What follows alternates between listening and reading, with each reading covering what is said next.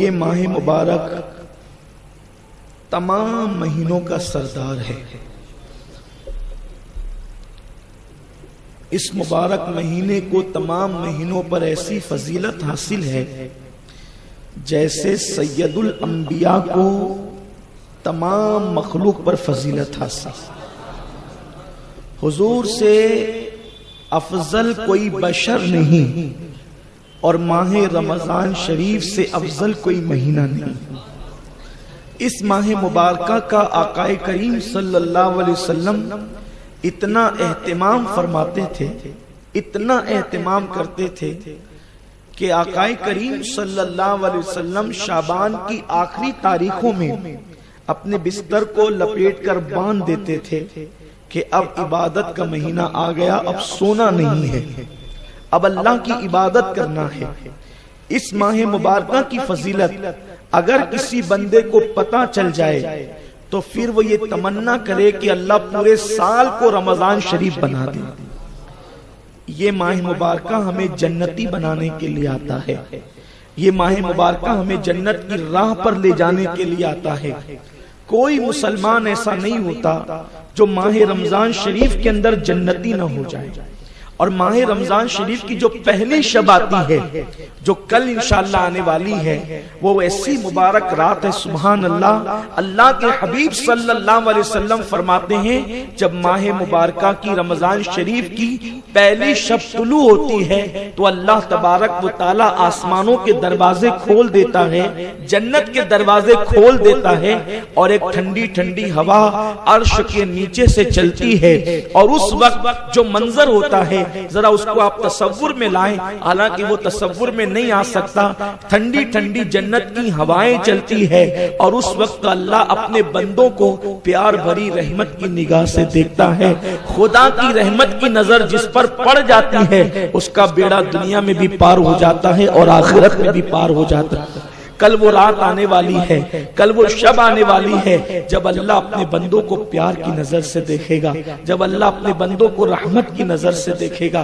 کل کی شب ضائع مت کیجیے گا، کل کی شب بڑی قیمتی شب ہے۔ میرے پیارے آقا صلی اللہ علیہ وسلم کے پیارے دیوانوں، ماہ رمضان شریف کی برکتیں، فضیلتیں آپ سب اچھی طرح سے جانتے ہیں، مجھے اس کی وضاحت کرنے کی ضرورت نہیں۔ میں اپنے اصل عنوان کی طرف جلدی سے آنا چاہتا ہوں۔ بس رمضان شریف کی برکتیں کیا کہنے، سبحان اللہ۔ میرے آقا صلی اللہ علیہ وسلم فرماتے ہیں صرف ماہ رمضان شریف کے لیے سال بھر تک جنت آراستہ کی جاتی ہے، سال بھر تک جنت سجائی جاتی ہے۔ کس کے لیے؟ رمضان شریف کے لیے۔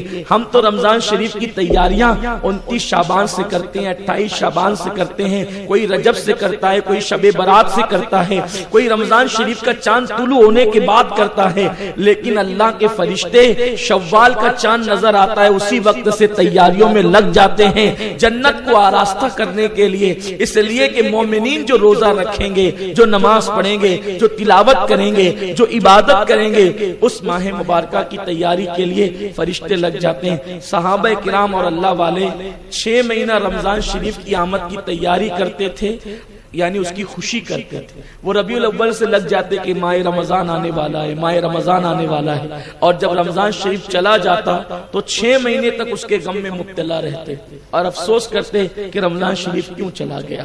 تو رمضان شریف کی اہمیت ہے بڑی، ہم اس کی اہمیت کو نہیں جانتے، ہمیں اس کی اہمیت نہیں پتا، اسی لیے ہم اس کی قدر بھی نہیں کرتے۔ اللہ کے حبیب صلی اللہ علیہ وسلم کا ایک خطبہ جو ہے، جو آقا کریم صلی اللہ علیہ وسلم نے شعبان کی 29 تاریخ کو دیا تھا اور دن کے وقت میں دیا تھا، وہ آقا کریم صلی اللہ علیہ وسلم کا شورِ آفاق خطبہ۔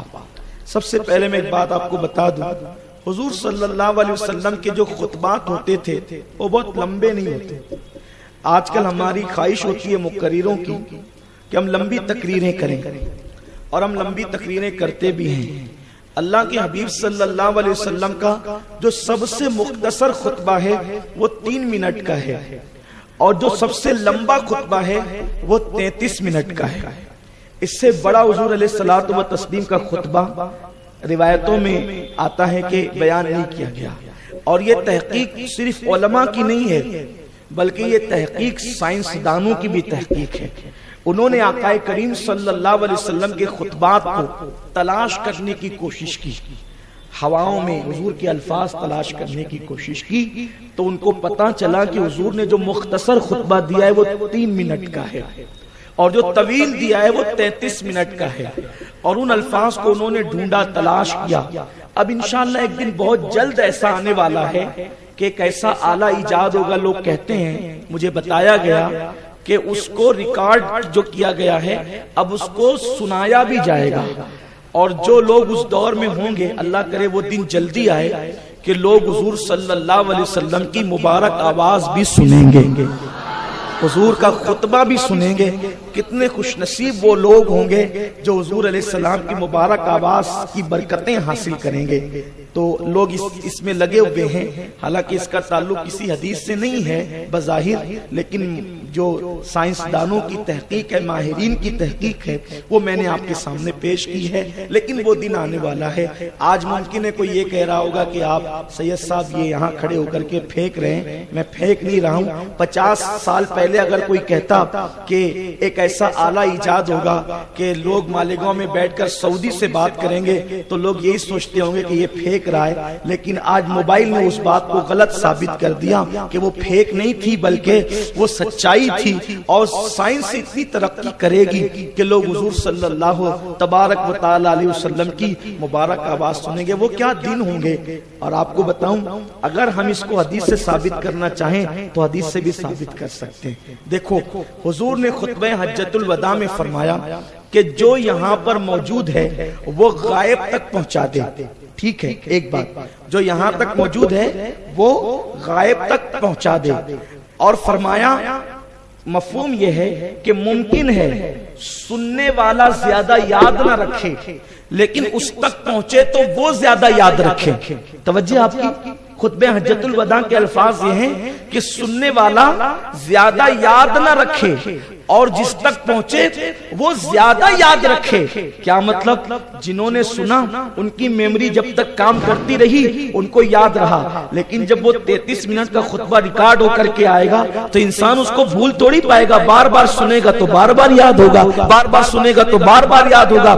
اس سے اشارہ ملتا ہے کہ گویا کہ اس دن کی طرف میرے رسول نے بھی اشارہ فرمایا ہے کہ میری امت میری آواز سننے کا شرف حاصل کرے، اور وہ اس کو ہمیشہ یاد رکھے گی، کیونکہ وہ ریکارڈ ہونے والی چیز ہمیشہ یاد رہتی ہے۔ بلکہ خود کبھی کبھی ایسا ہوتا ہے کہ لوگ کہتے ہیں سید صاحب آپ نے وہ فلاں جگہ پہ جو تقریر کی تھی ذرا ہمارے یہاں بھی کر دیجیے گا، تو میں پریشانی میں آتا ہوں، یا اللہ میں نے کیا تقریر کی تھی، کیونکہ میں تقریر یاد کر کے تو کرتا نہیں ہوں۔ اس وقت جو ذہن میں باتیں آتی ہیں وہ کہہ دیتا ہوں، اور اس کے بعد پھر ذہن سے بات نکل جاتی ہے کہ کہاں کون سی آیت پڑھی، پھر میں نے کون سا واقعہ بیان کیا، کون سی حدیث پڑھی، کن حالات میں میں نے تفسیریں کی، یہ یاد نہیں رہتا۔ تو لوگ کیا کرتے ہیں، موبائل نکالتے یہ تقریر، تو تب ذہن میں آتا ہے کہ ہاں، تو پتا چلا بولنے والا بھول گیا، ریکارڈ کرنے والے نے یاد رکھا۔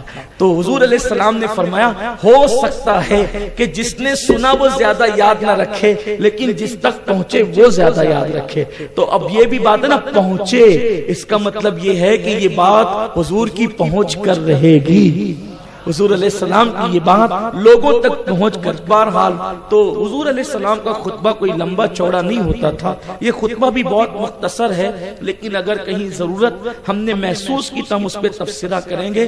اللہ کے حبیب صلی اللہ علیہ وسلم نے 29 شعبان المعظم کو صحابہ کو جمع کیا، اور اس ماہ مبارکہ کی عظمت کو پیش نظر رکھتے ہوئے اللہ کے حبیب صلی اللہ علیہ وسلم نے صحابہ کے درمیان ایک خطبہ ارشاد فرمایا، اس کو سنیے، اور آنے والے مہینے کے لیے ہم بھی کچھ تیاری کر لیں، اپنی آخرت کی تیاری کر لیں، رب کا قرب حاصل کرنے کی تیاری کر لیں، اپنے آپ کو جنتی بنانے کی تیاری کر لیں، اپنے آپ کو جہنم سے نجات کا پروانہ حاصل کرنے کے لیے تیاری کر لیں۔ اس خطبے کے جو راوی ہیں حضرت سیدنا سلمان فارسی رضی اللہ تعالیٰ عنہ ہیں، اور یہ سلمان کوئی معمولی صحابی نہیں۔ گزشتہ کبھی میں نے سیدنا سلمان فارسی کی پوری زندگی بیان کی تھی. اگر آپ ان کی زندگی سننا چاہیں تو آپ گزشتہ مرکز کی تقاریر میں سے کوئی تقریر ڈھونڈ لیں, اس میں آپ کو حضرت سلمان فارسی کی پوری زندگی مل جائے گی. یہ اصل میں فارس کے تھے اور یہ حضور علیہ السلام کے دیدار کے لیے مدینہ منورہ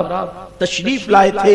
اتنی دور سے آئے تھے, حضور نے ان کو اپنی اہل بیت میں شامل کیا اور فرمایا سلمان میری اہل بیت سے ہے. تو وہی سلمان فارسی رضی اللہ تعالیٰ عنہ فرماتے ہیں کہ حضور علیہ السلام نے شعبان کے آخری دن خطبہ ارشاد فرمایا اور ارشاد فرمایا اے لوگو. حضور علیہ السلام کا خطبہ یا ایھا الذین آمنو سے شروع نہیں ہوا بلکہ یا ایھا الناس سے شروع ہوا, یعنی اے لوگو.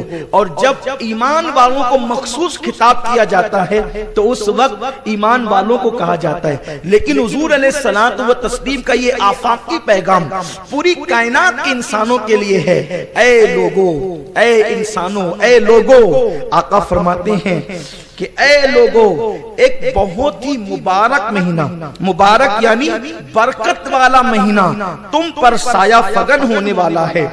ایک بہت مبارک مہینہ تم پر سایہ فگن ہونے والا ہے, سایہ فگن ہونے والا ہے. تم پر چھتر اپنے سائے کو دراز کرنے والا ہے, تم پر اپنی برکتوں کو پھیلانے والا ہے. اور پھر ارشاد فرمایا اس میں ایک رات ایسی ہے جو 1000 مہینوں سے بہتر ہے, یعنی شب قدر 1000 مہینوں سے بہتر. اب اس میں اپنا فائدہ کیا ہے؟ جو رات 1000 مہینوں سے بہتر ہے, اگر ہم اس رات میں رات بھر عبادت کر لیں تو اور لوگوں نے 80 سال میں جو عبادت کی ہے, یعنی اور لوگوں نے 80 سال تک جو عبادت کی ہے ان کو جو ثواب ملا ہے اس سے زیادہ ثواب شب قدر میں عبادت کرنے والے کو ملتا ہے, اس لیے کہ یہ 1000 مہینوں سے افضل ہے.